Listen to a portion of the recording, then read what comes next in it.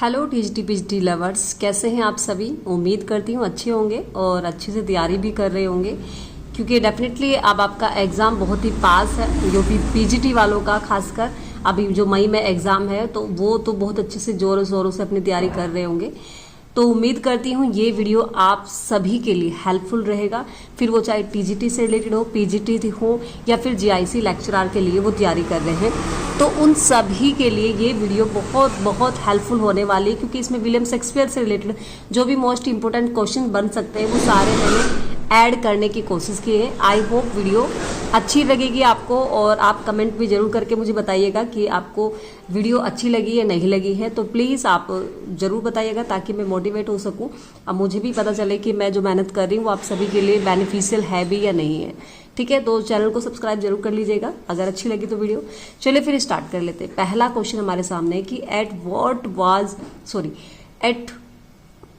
What age did Shakespeare get married to Anne Hathaway. Anne Hathaway से उन्होंने जब marriage की थी, जब उन्होंने शादी की थी, तो उनकी एज कितनी थी। ये सिंपल सा क्वेश्चन है, आप सभी को बहुत अच्छे से पता भी होगा। तो मैं डायरेक्ट इसका आंसर ही ले लेती हूँ। तो आंसर क्या है, 18 ईयर। यानी कि जब उनकी शादी हुई वो कितने साल के थे उस वक्त, वो 18 ईयर ओल्ड थे। ठीक है, और अगर पूछा जाए आपसे कि एने हैथवे की जो एज थी वो कितनी थी उस वक्त, तो यहाँ पर कुछ इन्फॉर्मेशन है। तो विलियम शेक्सपियर की एज मैंने अभी बताया 18 ईयर थी, और अगर एने हैथवे की बात करें हम, तो वो कितने साल की थी उस टाइम पे, वो 26 ईयर ओल्ड थी। और यहाँ पर अगर हम बात करें कि जो डिस्टेंस था उनकी, यानी कि एज में वो कितना था, यानी कि 8 साल वो उनसे बड़ी थी। विलियम शेक्सपियर से उनकी जो वाइफ थी वो 8 साल बड़ी थी, और उनकी जो शादी हुई थी वो 1582 में हुई थी। यहाँ पर मैरिज के बारे में अगर हम बात करें, तो एने हैथवे से जब उन्होंने शादी की तो वो ऑलरेडी 3 मंथ क्या थी, प्रेग्नेंट थी। ठीक है, यानी कि दियर फर्स्ट चाइल्ड जो उनका था, सुजेना जो लड़की थी, who was born 6 month later. यानी कि ये प्रूफ करता है, क्योंकि जब 6 मंथ के बाद उनकी जो बेटी हुई उसका, यानी कि तो ये पता चलता है कि वो क्या थी, पहले से ही प्रेग्नेंट थी।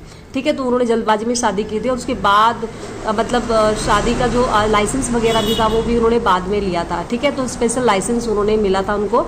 ठीक है, तो ये आपको देखने को मिलेगा। अब यहाँ हम अगर चिल्ड्रन की बात करें उनके, तो यहाँ पर आपको देखने को मिलते हैं सुजेना, फर्स्ट बेटी जो उनकी हुई थी, जो कि आपको यहाँ पर हमने लिखा भी है इसमें। तो उनकी शादी हुई थी उस टाइम पे, तो 1583 में बैप्टाइज किया था उनका। और उसके बाद उनके ट्विंस यानी कि चिल्ड्रन हुए, जो कि हैमनेट नाम रखा। पहले लड़के का नाम हैमनेट था और लड़की का नाम जूडिथ था। ठीक है, जो कि फरवरी और 1585 में आपको देखने को मिल जाती है। तो ये कुछ इन्फॉर्मेशन थी जो उनकी फैमिली से रिलेटेड थी। आई होप आपको अच्छे से समझ आ गया होगा और अच्छे से इसको देख लिया होगा आपने। अब नेक्स्ट क्वेश्चन की तरफ बढ़ जाते हैं। नेक्स्ट क्वेश्चन हमारे सामने है कि the first folio of William Shakespeare's work had poem as preface bye.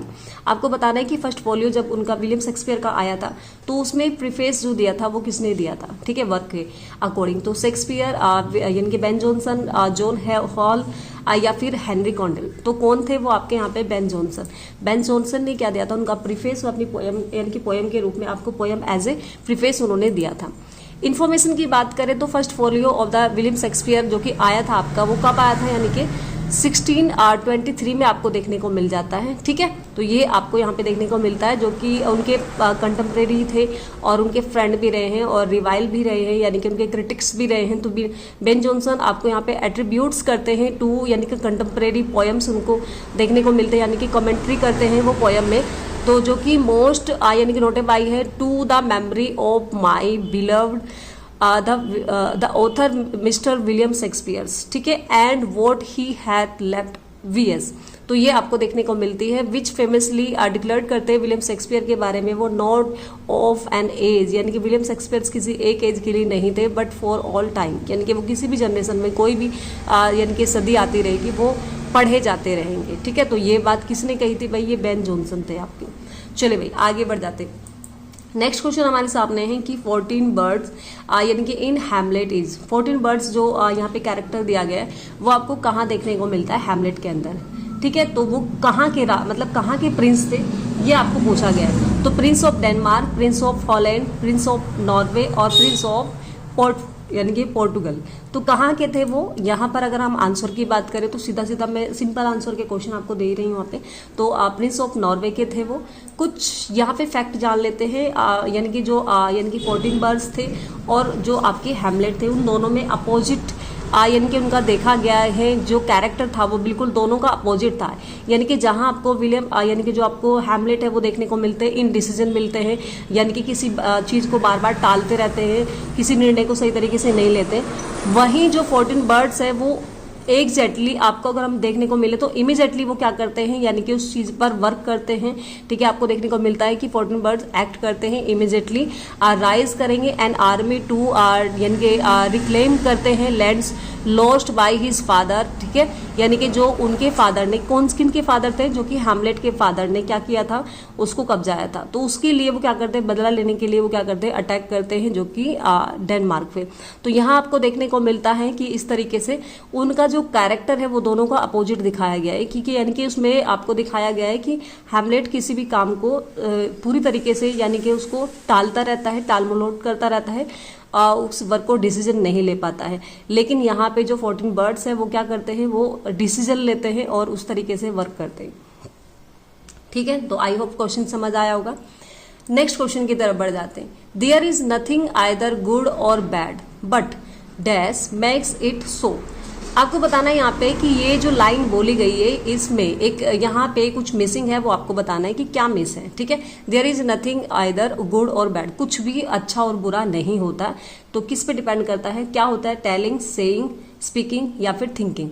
तो डेफिनेटली थिंकिंग पर डिपेंड करता है। ठीक है, ये आपकी यहाँ पर अगर हम बात करें कि कहाँ से ली गई है, ये आपकी हैमलेट से ही ली गई है। हैमलेट से अगर हम बात करें तो एक्ट 2 और सीन 2 में आपको देखने को मिलता है हैमलेट के, जब हैमलेट इस बात को बोलता है। ठीक है, यानी कि वो यहाँ पे आपको देखने को मिलता है कि इम्प्लाइंग करता है that situation are not inherently good और बैड। कोई सिचुएशन अगर हम देखने को मिलती है कि कोई भी अच्छी और बुरी नहीं होती है, वो डिपेंड करता है आपकी थिंकिंग पर, आपकी सोच पर। अगर आपकी सोच गलत है, आपकी सोच अच्छी नहीं है, तो डेफिनेटली वो जो वर्क होगा वो भी आपका गलत होगा। और अगर आपकी सोच अच्छी है, आप सोच के अच्छा चल रहे हैं, तो डेफिनेटली आपका रिजल्ट भी अच्छा होगा। तो इसे आप एज ए यानी कि मोटिवेशन स्पीच की तरह अपने लाइफ में भी ले सकते हैं, अपने करियर में भी ले सकते हैं। नॉर्मली जैसे हम देख रहे हैं कि हम अभी तैयारी कर रहे हैं तो हमें मन में बहुत सारी चीज़ें आती हैं कि पता नहीं होगा भी नहीं होगा सिलेक्शन, इतने लोगों ने फॉर्म फिल किया हुआ है, हमारा तो पता नंबर आएगा नहीं आएगा। लेकिन यहाँ पर देखा जाए कि अगर आप अपनी सेल्फ यानी कि अगर हम बात करें यहाँ पे कि आप खुद श्योर हो, आपने बहुत अच्छे से तैयारी की है, ठीक है, तो आप डेफिनेटली आप उसको वर्क को कर पाएंगे। तो आपको ये नहीं सोचना है कि अच्छा और बुरा, डिपेंड करता है आपकी थिंकिंग पे। कुछ लोग किसी के लिए कोई अच्छा करते हैं तो और किसी के लिए वो बुरा हो जाता है। तो डिपेंड करता है सामने वाले की थिंकिंग पर कि क्या आप सोच रहे हैं, किस तरीके से आपको देखने को मिल रहा है। तो ये आपको देखने को मिलता है कहाँ पर, एक्ट 2 और सीन 2 में आपको देखने को मिलता है हैमलेट में। चलिए भाई, नेक्स्ट क्वेश्चन हमारे सामने है कि who is Trinculo in the play the Tempest. Tempest में जो आपका ट्रिंकलू एक कैरेक्टर आपको दिखाया गया है वो क्या है, किंग्स ऑफ बटलर है, किंग्स यानी कि किंग्स जेस्टर है, या किंग्स स्लेव है, या किंग्स सन है। तो क्या वो आपको देखने को मिल जाते हैं। तो डेफिनेटली यहाँ पर जो आंसर हो जाएगा वो हो जाएगा किंग्स जेस्टर। क्या है वो, किंग्स जेस्टर है। और यहाँ पे यानी कि Trinculo is the court jester और फूल, जैसे फूल भी कहा जाता है टू किंग यानी कि एलोन्सलो के यहाँ पर क्या है वो, यानी कि एलोन्सलो ऑफ नेपल्स का वो क्या है, यानी कि जेस्टर है। इस विलियम शेक्सपियर का जो वर्क है आपका द टेम्पेस्ट में आपको देखने को मिलता है एज ए कॉमेडी कैरेक्टर, वो आपको देखने को मिलता है।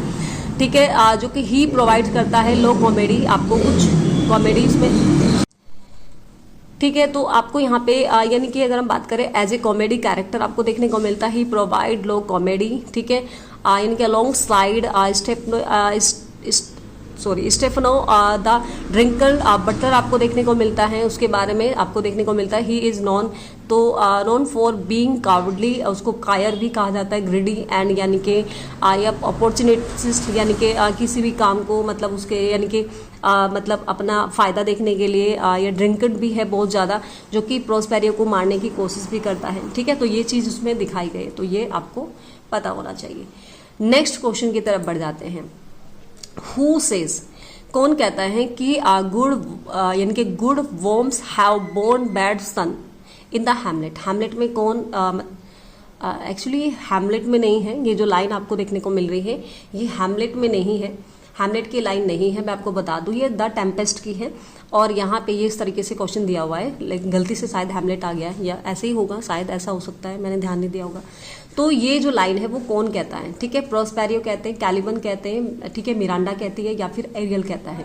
तो डेफिनेटली इस बात को कौन कहती है, मिरांडा कहती है, मिरांडा जो भी नाम है, ठीक है। तो वो इस बात को कहती है और इस बात का मीनिंग है कि एक अच्छी कोक से, एक अच्छी गोद में यानी कि एक अच्छी कोक से बुरे सन भी पैदा हो सकते हैं। वो किसके लिए कहती है, वो कहती है यानी कि she says this to her father Prospero in यानी कि reference to her uncle Antonio. Antonio के बारे में वो कहती है, अपने अंकल एंटोनियो के बारे में, जब उसके फादर बताते हैं कि किस तरीके से जब यहाँ पे इस आइलैंड में हम आए थे तो हमें हमारे ही राज्य से निकाल दिया गया था, तो मेरे भाई ने ही मेरे साथ धोखा किया था। तो जब वो इस बारे में बताते हैं मतलब प्रोस्पेरियो, तो तब वो इस बात को कहती हुई आपको यहाँ पे दिखाई देती है, ठीक है। और ये एक्ट 1 और सीन 2 में आपको देखने को मिलता है। एक्ट 1 और सीन 2, इस चीज को आपको ध्यान रखना है, ठीक है भाई।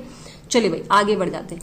नेक्स्ट क्वेश्चन हमारे सामने है कि this is considered to be the play of Shakespeare by general consist. आपको बताना है यहाँ पे कि ऐसा कौन सा वर्क यहाँ पे कंसिडर करता है जो कि आपको देखने को मिलता है यहाँ पर, जो कि यानी कि कोलैबोरेशन हो सकता है, कोलैबोरेशन हो सकता है या उनका खुद का वर्क नहीं जाना जाता है, ठीक है। Romeo and Juliet, Henry 6 part 1, 2 gentleman of Verona, या फिर आपको लव्स लेबर्स लॉस्ट आपको देखने को मिलता है। तो यहाँ पर जो आंसर हो जाएगा हमारा वो हो जाएगा आपका हेनरी 6 पार्ट 1, ठीक है। कुछ इन्फॉर्मेशन है इनके बारे में तो जान लेते हैं यहाँ पे। हेनरी 6 पार्ट 1 जो कि 1591 में आया था, हिस्ट्री प्ले है आपका और जनरली एट्रीब्यूट करता है टू विलियम शेक्सपियर, ठीक है।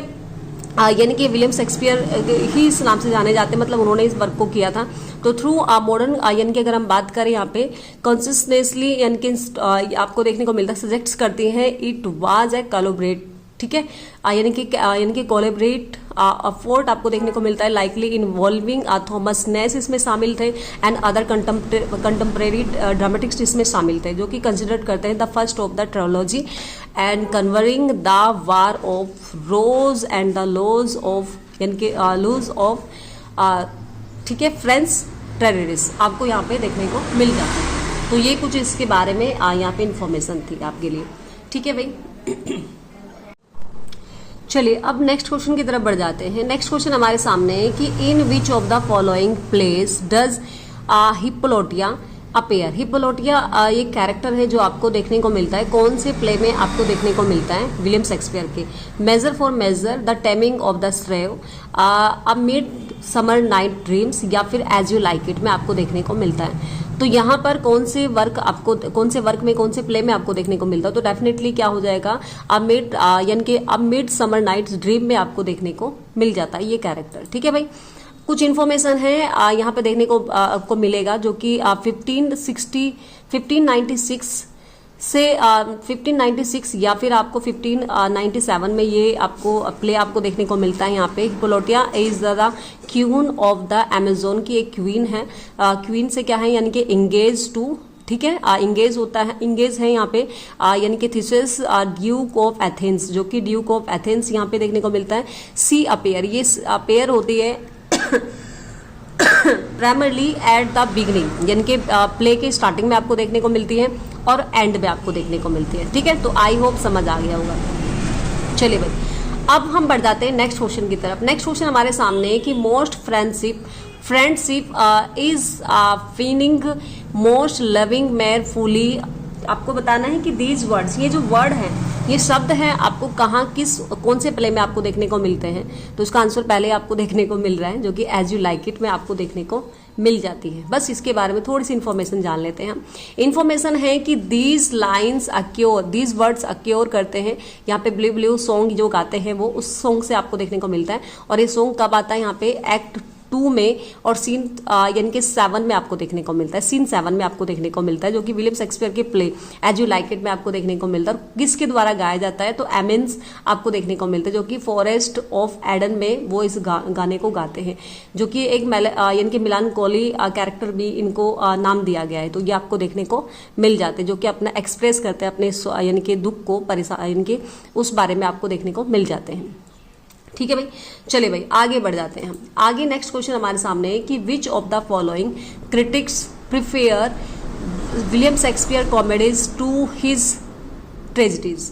आपको बताना है कि इनमें से कौन सा यानी कि क्रिटिक्स है जो कि क्या करता है, यानी कि बताता है कि उनकी जो कॉमेडी थी वो ज़्यादा आपको यानी कि मैच होती दिखाई देती है, या डेफिनेटली यानी कि कैरेक्टर से अच्छे से डिफाइन होती है, लेकिन जो उनकी कॉमेडी है वो सही तरीके से मतलब इतनी ज़्यादा उस तरीके से वो मैच नहीं होती है, प्रिपेयर नहीं करती है। तो आपके कौन से ऐसे कैरेक्टर है जिनको उनकी ट्रेजेडी इतनी अच्छी नहीं लगी जितनी कि उनकी कॉमेडी से वो मतलब उनको ज़्यादा तारीफ करते सॉरी।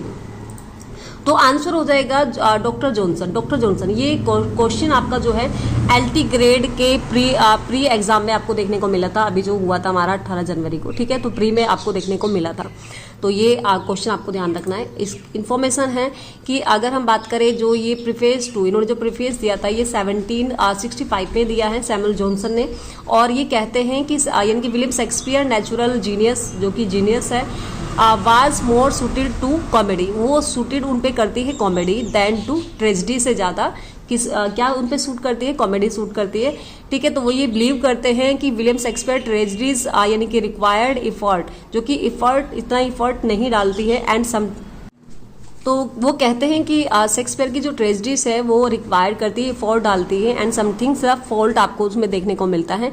हिज कॉमेडीज जो कि फॉलो करती है फ्रॉम द यानी कि इंस्टेंसली एंड कैप्चर करती है यानी कि genuine manners of the real life को दर्शाती है। ठीक है, तो ये आपको देखने को मिलता है। तो ये इनके बारे में कहते हैं, his tragedy seem to be skill, his comedy to be instinct. ये आपको देखने को मिलता है, जो कि कौन कहते हैं, ये डॉक्टर जॉनसन कहते हैं। सॉरी। नेक्स्ट क्वेश्चन है, तबीयत ना कई दिन से खराब चल रही है, इसलिए मैं वीडियो भी नहीं ले पा, मतलब मैं क्लास नहीं ले पा रही थी, जिसकी वजह से, तो इसलिए थोड़ा 3 दिन आपको क्लास नहीं मिली है। तो अब आपको रेगुलर क्लास मिलेगी। ठीक है, तो अब थोड़ी थोड़ी तबीयत ठीक हो रही है, तो मैं आपको रेगुलर क्लास आपको देने वाली हूँ, तो प्लीज़ आप जरूर देखिएगा। ठीक है, विलियम शेक्सपियर यानी कि सोलोलिक्यूज आपको बताने यहाँ पे आर डिफाइन करती है एज डैश अ लोकेशन यानी कि domination the stage and the attention delivered. ठीक है, delivered by a speaker who is alone on the stage. ठीक है, आपको देखने को मिलता है कि जो सोलोलिक्यू होती है वो डिफाइन करती है कि एक ऐसा लोकेशन आपको देखने को मिलता है जहां पर कैरेक्टर क्या होता है, अकेला होता है, अलोन होता है, और तब वो सोलोलिक्यू बोली जाती है। तो आपको यहाँ पे बताना है कि ऐसी कौन सी सोलोलिक्यू है इसमें से जो इस बात को यहाँ पे क्या कर रही है, यानी कि इग्नोर कर रही है, उस चीज को यहाँ पे एक्सप्रेस नहीं कर रही है जो कि आपकी सोलोलिक्यू के बारे में होती है।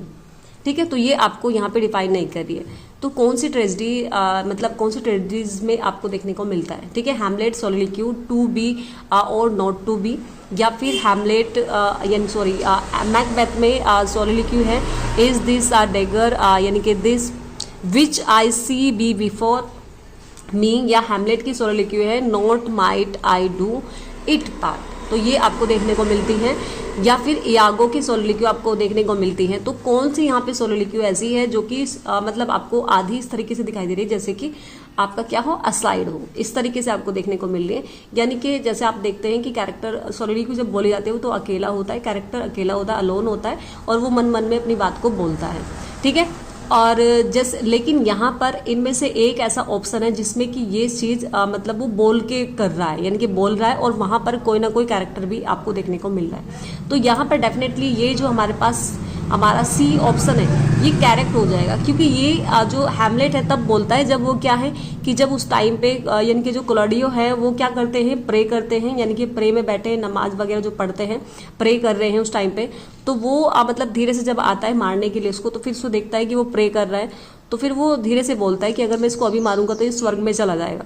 तो डेफिनेटली मतलब यह है, कहने का मतलब है कि उस टाइम पे वो कैरेक्टर है जो कि यानी कि प्रेम में है और वहाँ पे वो कैरेक्टर है और वो उस बात को बोल के यानी कि करता है। हालांकि वो मतलब यह है कि अनवेयर है कैरेक्टर दूसरे वाला, लेकिन फिर भी उस बात को इस तरीके से बोला जाता है। जबकि सोलोलिक्यू ये कहती है क्योंकि वो अलोन कैरेक्टर होना चाहिए, उस टाइम पे वहाँ पर स्टेज पर कोई और कैरेक्टर नहीं होता है, वो तब सोलोलिक्यू होती है उसकी, वो मन मन में अपनी बात को बोलता है। लेकिन वहाँ पर कौन है, उसके जो अंकल है वो प्रेम में बैठे हैं, तो वो भी वहाँ पर है और तब वो पर्दे के पीछे जाकर मतलब इस बात को मतलब खड़े होके दूर, तो तब इस बात को यानी कि बोलते हैं। तो ये इस बात को पूरी तरीके से सोलोलिक्यू मतलब कि जिस बात मतलब उसको फॉलो, रूल को फॉलो नहीं करता है। ठीक है, चलिए भाई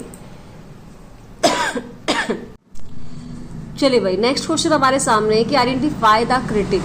ठीक है, आइडेंटिफाई करते critic who positive this view, जो कि व्यू देते हैं द यानी कि लिबिलिटी ऑफ हैमलेट के बारे में। His repetition of phrase, his puns are not part of a deliberate of dis यानी कि dissimulation but a form of emotion relief, जो कि एक इमोशन रिलीफ आपको देने के लिए बोलता है। तो कौन सा यानी कि अगर हम बात करें कौन है वो राइटर, कौन वो क्रिटिक है जो इस व्यू को देते हैं, तो वो कौन हो जाएंगे आपके, यानी कि कॉलरिज होंगे, चार्ल्स लेम होंगे या टी.एस. इलियट होंगे या हैजलिट होंगे। तो डेफिनेटली वो कौन है आपके, जो कि टी.एस.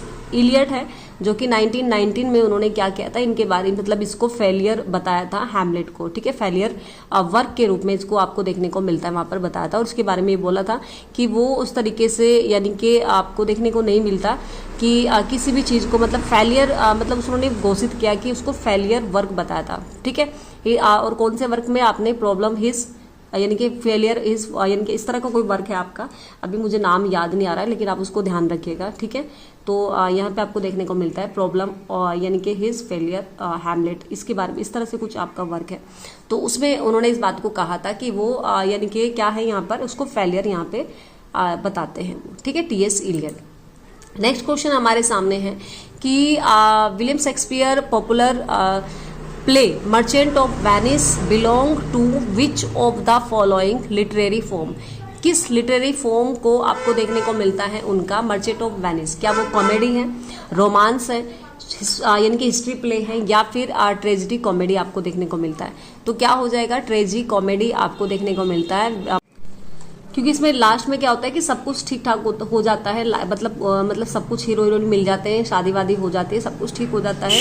ठीक है, और वो यानी कि केस जी जाती हैं जो कि पोर्सिया होती है, तो वो सब चीज़ें आपको यहाँ पे देखने को मिलता है। तो मर्चेंट ऑफ वेनिस हमने यहाँ पर ये क्या है, ट्रेजिक कॉमेडी आपको देखने को मिल जाती है। नेक्स्ट क्वेश्चन हमारे पास कि which of the following characters does not belong to famous Shakespearean tragedy Hamlet, जो कि ट्रेजिडी है हैमलेट के कैरेक्टर इसमें नहीं है, वो आपको यहाँ पे देखने को मिलता है। तो बड़ा ही सिंपल क्वेश्चन है यहाँ पे, तो क्या हो जाएगा, कौन हो जाएगा, ओफिलिया भी है, ठीक है, पोलोनियस भी है, ठीक है, क्लॉडियस भी है, यहाँ पे कैसियो नहीं होगा। कैसियो कहाँ का है, ये है आपका ओथेलो का, तो ये आंसर आपको यहाँ पर मिल जाएगा। ठीक है भाई, चलिए नेक्स्ट क्वेश्चन हमारे सामने है कि which of the following Shakespeare does not belong to the last यानी कि फेज ऑफ द करियर, उनके करियर का लास्ट वर्क नहीं है, किसको नहीं माना जाता उनके करियर का लास्ट वर्क, ये आपको देखने को मिलता है। द टेम्पेस्ट, ठीक है, सिम्बलाइन या द विंटर स्टाइल्स या फिर यहाँ की much ado nothing about nothing, तो कौन सा यहाँ पे हो जाएगा, यही हो जाएगा मच एडो, ठीक है, अबाउट नथिंग, ये आपको देखने को मिल जाएगा, जो कि उनका यानी कि उनकी लास्ट प्रेहेज वर्क नहीं है। ठीक है, इन्फॉर्मेशन देख लीजिए, अगर हम बात करें मच एडो और नथिंग, ठीक है, अबाउट नथिंग को देख ले, यहाँ पे रिटर्न लिखा गया था कब, ये 1598 में और या फिर 1599 में, belong to Shakespeare second period से आपको देखने को मिल जाता है। ठीक है, जो डोमिनेट करता है बाय द हिस्ट्री या मैच्योर कॉमेडी के रूप में जाना जाता है। ठीक है, मैच्योर कॉमेडी के रूप में इसको जाना जाता है। और यहाँ पर अगर हम बात करें जो कि फाइनल के वर्क रहे, द टेम्पेस्ट है, सिम्बलाइन है, द विंटर्स ऑफ टेल्स है और प्रिकल्स है और हेनरी 8 आपको देखने को मिलता है, जो कि सबसे मतलब ये लास्ट के वर्क इनके माने जाते हैं और ये इनका अधूरा वर्क भी माना जाता है, क्योंकि उस टाइम पे क्या हो गया था, आग लग गई थी थिएटर में। ठीक है, तो जब ये प्ले हो रहा था यहाँ पर, तो ये आपको देखने को मिलता है, ये वर्क आपके लास्ट के हैं इनके, और ये वर्क क्या है इनका सेकेंड पीरियड जब चल रहा था उस वक्त, तो तब का ये वर्क है इनका। ठीक है भाई, चलिए भाई आगे बढ़ जाते हैं। नेक्स्ट क्वेश्चन हमारे सामने है कि which is the following William Shakespearean Shakespearean plays in three parts, कौन सा ऐसा वर्क है इनका, कौन सा ऐसा प्ले है जो 3 पार्ट में डिवाइडेड है, ठीक है। तो हेनरी 4 है, रिचार्ड 2 है, रिचार्ड 3 है, या हेनरी 6 आपको देखने को मिलता है। तो डेफिनेटली यही आंसर हो जाएगा हमारा, और सभी जानते हैं कि ये 3 पार्ट में कन्वर्ट होके दिखाया गया है, ठीक है। तो यहाँ पे हेनरी आपको यानी कि 6 के जो कि आपको देखने को मिलता है, जो कि हेनरी आपका यहाँ पे देखने को मिलता है 6 का पार्ट 1, ठीक है, और यहाँ पे पार्ट 2 पार्ट आपको 3 देखने को मिल जाता है। तो ये आपको देखने को मिलता है, ठीक है। चलिए भाई आगे बढ़ जाते हैं। नेक्स्ट क्वेश्चन हमारे सामने है कि इन यानी कि 1601 ये क्वेश्चन ही गलत है यार, ये 1601 नहीं है, 1609 होना चाहिए। A collection of Shakespearean sonnet was printed by, ये शायद मेरे से गलत लिखा गया है, लेकिन इस क्वेश्चन को ध्यान रखें कि मैंने इसमें आंसर भी दिया हुआ आपको, तो दिया हुआ आंसर सही है, आपको यहाँ पे ध्यान रखिएगा।